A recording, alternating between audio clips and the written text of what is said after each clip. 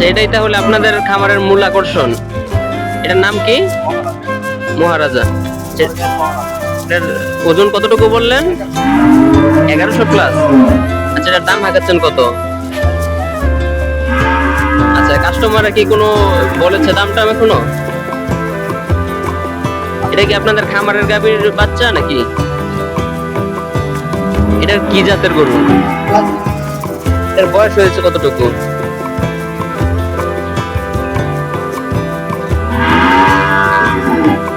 3 বছর।